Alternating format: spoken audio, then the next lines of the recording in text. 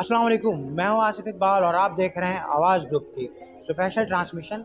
इस वक्त हम जंग यूनिवर्सिटी फ़ाइन आर्ट्स डिपार्टमेंट की एग्जीबिशन पर मौजूद हैं। ये फ़ाइन आर्ट्स डिपार्टमेंट की 14 एग्जीबिशन है जहां पर इनकी स्टूडेंट्स के मुख्तलिफ थीसिस डिस्प्ले किए गए हैं।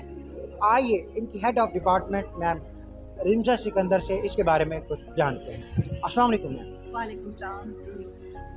जी मैम, आप ये बताइएगा कि तकरीबन ये आपको 15वां साल जा रहा है और डे 1 से लेके अब तक आपको अपने स्टूडेंट्स की प्रोग्रेस कैसे लगी और इस वक्त आप कहाँ खड़े हैं? शुक्रिया बहुत बहुत आपका इसकी कवरेज करने का भी। और ये कि ये हमारा नो डाउट 14th जो बैच है वो पास आउट हो गया, अल्हम्दुलिल्लाह जा रहा है। और माशाल्लाह से सब बच्चों ने बहुत मेहनत से पूरे साल में जो काम किया वो एंड पे अपना जो थीसिस है वो डिफरेंट टॉपिक्स पे उन्होंने दिया। और ज़्यादातर बच्चों ने होम एक्सेसरीज़ और जो इंटीरियर्स का डिज़ाइन थे वो चीज़ें, फर्नीचर, कबर्ड्स और डिफरेंट कुशन्स और इन इन चीज़ों को पे फोकस करके लेके गई हैं।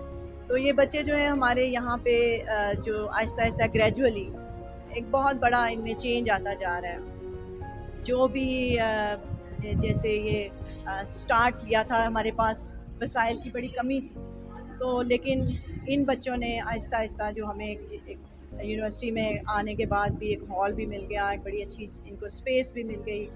और ये कि इन बच्चों ने बहुत मेहनत से, और सबसे बड़ी बात तो ये है कि हमारे जंग में वसाइल की बहुत कमी है। वो चीज़ें जो बड़े शहरों में अवेलेबल है नहीं है, लेकिन इन बच्चों ने इस जगह पे रहते हुए इतने कम वसाइल में इतना बड़ा काम, इतना कुछ निकाल लिया है। ये एक बहुत बड़ी बात है इन बच्चों के लिए भी और इनकी मेहनत भी है। और ये कि हमारी यूनिवर्सिटी के लिए भी एक बड़ी एक प्राउड मोमेंट है हमारे लिए। जी मैम, आज जिस एग्जीबिशन की ओपनिंग सेरेमनी थी जिसके chief guest higher education chairman शायद मुनीर साहब थे और ये 27 तक कंटिन्यू रहेगी। इन एग्जीबिशन का इनेकाद का एक्चुअल मकसद क्या होता है? ये एक तो सारों को बताना होता है, हमारा एक तो इंडस्ट्री को बताना होता है, क्योंकि ये बच्चे जो बेसिकली जो 4 साल का कोर्स है उसमें ये प्रिपेयर होते हैं इंडस्ट्री के लिए। तो इंडस्ट्री में जा सकते हैं, ये इंटीरियर्स में जा सकते हैं, ये टेक्सटाइल जो इंडस्ट्री के अलावा अपना ये इंडिपेंडेंटली अपने ब्रांड ओपन कर सकते हैं, घर बैठ के काम कर सकते हैं। बहुत से ऑप्शन हैं इनके पास। टीचिंग तो, एजुकेशन तो है ही है, इसके अलावा ये बच्चियां घर बैठी, बहुत सी हमारी जो एक्स स्टूडेंट्स हैं वो घर बैठे इंटरनेट पे भी काम कर रही हैं अपने, और हाँ वो बैठ के घर से अपने अपने उन्होंने ब्रांड्स बनाए हैं, वो सेल भी कर रही हैं। तो मैं चाहूँगी कि मेरे बच्चे भी जो हैं वो भी एक काम कंटिन्यू करें और लोगों को भी पता लगे कि ये बच्चे जो जंग में, ये बच्चियां जो हैं ये क्या सीख रही हैं और इसके बाद इनका फ्यूचर क्या है। ये नहीं है कि आर्ट जो है सिर्फ खेलने, पेंट और रंग करने का नाम है। आर्ट जो टेक्सटाइल आर्ट है वो इससे कहीं ऊपर है। वो जिसको लेके ये अपने हर चीज़ को डिज़ाइन, क्योंकि बेसिकली ये डिज़ाइनर्स हैं, जब ये डिज़ाइनिंग सीख जाते हैं तो ये अपने डिज़ाइंस को लेके किसी भी चीज़ पे अप्लाई कर सकते हैं, चाहे वो होम है जो टेक्सटाइल हैं, या फिर ये होम जो एक्सेसरीज़ हैं, या फिर अपैरल यानी ड्रेसेस हैं, वो किसी चीज़ को भी डिज़ाइन कर सकते हैं। तो बेसिकली ये डिज़ाइनर हैं और ये हर चीज़ को डिज़ाइन करना जानते हैं। तो ये आपने इधर के काम को देखा होगा, डिफरेंट टॉपिक्स को लेके उन्होंने जितने अच्छे तरीके से पूरे इंटीरियर्स और डिज़ाइन किए हैं। तो ये कहीं भी जाके काम कर सकते हैं, घर भी बैठ के काम कर सकते हैं, और किसी भी जगह पे ये फिट हो सकते हैं आराम से काम करके। जी, ये थी हमारे साथ ma'am Rimza Sikandar, head of department fine arts Jang university. यहाँ पे फ़ाइन आर्ट्स की स्टूडेंट हैं जिनका ये आपको डिस्प्ले भी नज़र आ रहा है। तो इनसे जानते हैं कि ये काम आपने किस तरह किया और इसमें किस किस से आपको फ़र्दर मावनत दरकार थी? अस्सलाम वालेकुम, मेरा नाम कायनात साजिद है और मेरा टॉपिक है जंग और आर्किटेक्चर। तो मैंने ये इसलिए जो टॉपिक सेलेक्ट किया क्योंकि जब मैंने विज़िट किया तो जंग की बहुत पुरानी बिल्डिंग्स थी, मैं उनसे बहुत ज़्यादा इंस्पायर हुई। जब मैंने देखा कि ये बिल्डिंग्स बहुत ज़्यादा टूट-फूट का शिकार हुई, हमारी हिस्टोरिकल बिल्डिंग है, सिर्फ लाहौर और दूसरे शहरों में उनको रेनोवेट किया गया, लेकिन इस पे तवज्जो किसी ने भी ना दी। तो मैंने ये कोशिश की कि मैं इनको फ्रंट पे लाऊँ ताकि हुकूमत इस पे तवज्जो दे और इनको दोबारा रेनोवेट करे, और इंशाल्लाह मैं सोचती हूँ ये ऐसा कदम उठाएँगे। थैंक यू वेरी मच कायनात। जी, अस्सलाम वालेकुम। हाँ what is your good name? फजीलत हुसैन। मैं फाइनल ईयर की स्टूडेंट हूँ और हम यहाँ से पास आउट होके जा रही हैं। मेरा थीसिस डिस्प्ले है। मेरा टॉपिक जो है वो फ़िश आर्ट था और मेरी इंस्पिरेशन मैंने सी लाइफ से ली। तो सी लाइफ जो है वो बहुत फास्ट है, तो मैंने उससे फ़िशेस पे काम किया। उसके अलावा मैंने कोरल्स वगैरह बीच में ऐड किए। और ये जो टेबल है ये मैंने शोपीस बनाया है, जैसे सी की लुक होती है। और ये सारा जो मेरा काम है ये बेबीज़ के लिए, टीनेजर्स को भी अच्छा लग सकता है। और जो ये मैंने लैम्प बनाया है, मैं एक्वेरियम हम मतलब पानी वगैरह उस तरह का तो नहीं कर सकते थे, तो मैंने एक्रेलिक शीट से वो लैम्प ऐसा क्रिएट किया जो कि एक्वेरियम की लुक दे सकता है। और बाकी वेस्ट मटेरियल से मैंने ये सारी कोशिश किया कि मैं सी लाइफ का इफ़ेक्ट दे सकूं। जैसे आप ये जेली फिशेस वगैरह देख रहे हैं, कपड़े वगैरह जो भी हमारे घर में मटेरियल होता है हम उसे कुछ भी क्रिएट कर सकते हैं। उसके अलावा ये मैंने डिजिटल प्रिंटिंग में हमें ये चेयर्स वगैरह हैं और ये लकड़ियों के जैसे मैंने कोरल्स का इफ़ेक्ट दिया हुआ है। और बाकी फ्लोरेसेंट पेंट यूज़ किए हुए हैं जो कि वो रिफ्लेक्शन देते हैं लाइट की। जैसे हम समंदर में हों तो हमें वो एक चमक सी आती है। मैंने कोशिश की कि मैं वो चीज़ क्रिएट कर सकूं। तो आप क्या समझती हैं कि इस डिस्प्ले से क्या इम्प्रेशन जाता है पब्लिक के लिए? पब्लिक को ये चाहता है कि हम हमारे घर में अगर कोई चीज़ फारिग भी है तो हम उससे एक नई चीज़ बना सकते हैं। और उसके अलावा जैसे अब यहाँ पे आप ये देख रहे हैं लकड़ी की चीज़ों को काट काट के भी, जैसे वो आप लैंप देख रहे हैं वो हम बना सकते हैं। कुछ भी चीज़ से हम, अगर हमारे अंदर आर्ट है तो हम कुछ भी कर सकते हैं। और वैसे मेरा जो है ये मैंने बेबीज़ के लिए क्रिएट किया, उनके रूम के लिए, टीनेजर्स को भी ये अच्छा। Thank you.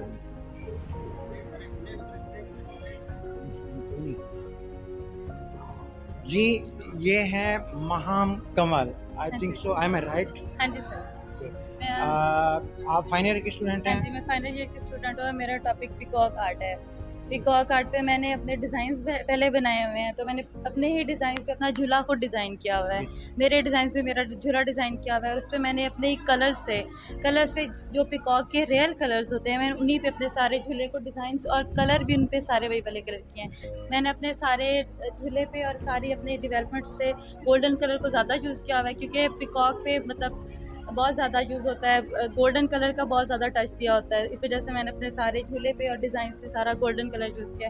मैंने उसके कुशन्स के ऊपर स्क्रीन प्रिंटिंग की हुई है और उसके ऊपर मैंने लगाया हुआ है गोल्डन में सितारे वगैरह, जिस तरह पिकॉक की चमक होती है उसके मुताबिक। और मैंने इसी तरह अपने रग को भी सारा उसी पिकॉक के कलर्स में टाई एंड डाइज किया हुआ है।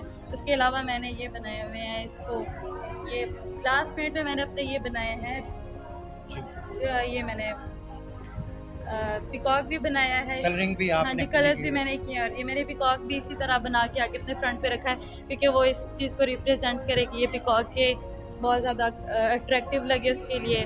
और इसी तरह मैंने ये सारे इसको पिंजरे, जिस तरह पिकॉक एक परिंदा है तो मैंने इसको अपने थीम को अच्छा लगने के लिए मैंने इस तरह पिंजरों को सजा के इसी कलर्स में सारा मैंने अपने हैंगिंग में इसको लटकाया हुआ है। बाकी ये सब कुछ मैंने कुशन्स वगैरह भी इसी कलर्स में किए हैं। बाकी ये मेरा सब कुछ। जी, इस सेगमेंट को मद्देनज़र रखते हुए आप अपने फ्यूचर को किस साइड पे देखती हैं? हाँ, मैं एक डिज़ाइनर बनना चाहती हूँ, अपना आगे बिज़नेस करना चाहती हूँ, फ्रेंड्स के साथ भी मिलके या अकेले भी। तो मैं चाहती हूँ कि सबको इस तरह ये इस फील्ड में आना चाहिए। बहुत अच्छी है, हम लोगों ने काम किया इसमें, हमें बहुत मज़ा आया है। और मैं चाहती हूँ कि सब लोग अपने बच्चों को इस चीज़ में, मतलब जंग में ज़्यादातर लोग मतलब बच्चों को इस चीज़ के लिए इजाज़त नहीं देते कि फ़ाइन आर्ट्स में आएँ। तो मैं चाहती हूँ कि लोग अपने बच्चों को भी भेजें और इस फील्ड में भेजें, ताकि वो भी इस चीज़ को सीखें और आगे लेके जाएँ। Thank you. जी, ये हैं हमारे साथ miss Rimsha Zafar, fine arts की ये फाइनल ईयर की स्टूडेंट्स हैं। यूनिवर्सिटी ऑफ जंग में इन्होंने ये थीसिस डिस्प्ले किए।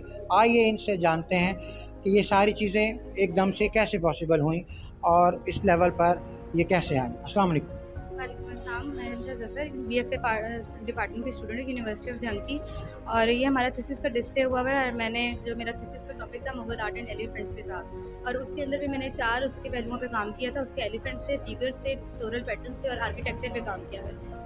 और मैंने अपने जो इधर काम किया सारा, मेरी फाइनल प्रोडक्ट जो बनाई मैंने उसके अंदर ये कोशिश की कि जो मैं मुगलिया दौर के जो अहम किरदार थे उनको और उसके ताजमहल और उन सब चीज़ों को लेके आके जो मैंने टॉपिक सेलेक्ट किया उन सबको आपस में कंबाइन करके एक प्रोडक्ट अपनी खुद से बनाऊँ।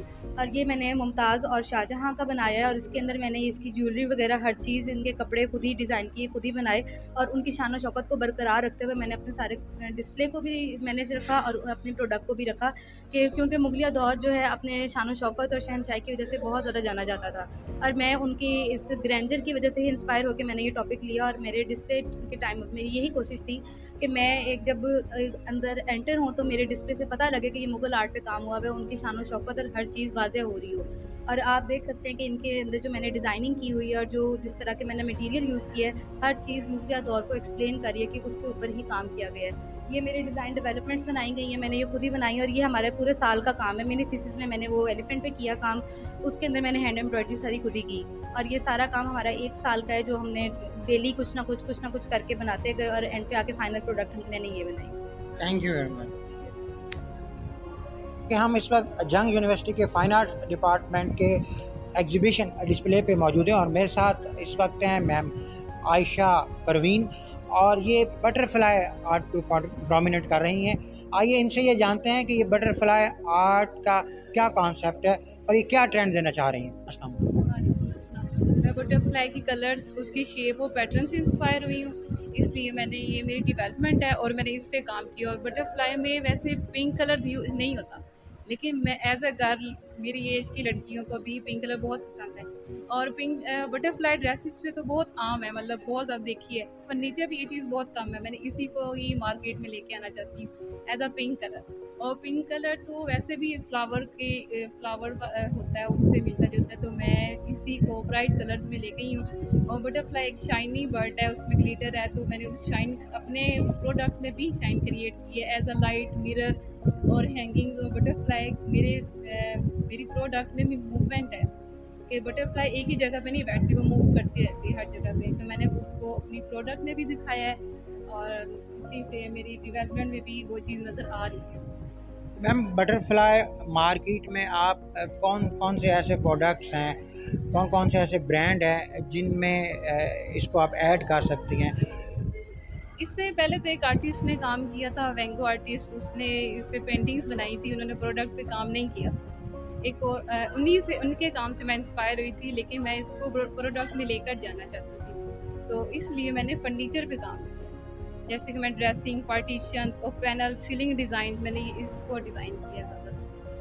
जी बिल्कुल, आम तौर पे मार्केट में आपको बटरफ्लाई स्टिकर्स में ही नज़र आती है, इसके अलावा इसका कहीं और कोई करैक्टर नज़र नहीं आता। लेकिन यहाँ पर आयशा परवीन ने फर्नीचर में इसको लाने की कोशिश की है और इसकी फर्नीचर की जो ब्यूटी है वो बटरफ्लाई के थ्रू जो है वो मज़ीद प्रोमिनेंट करना चाहती हैं।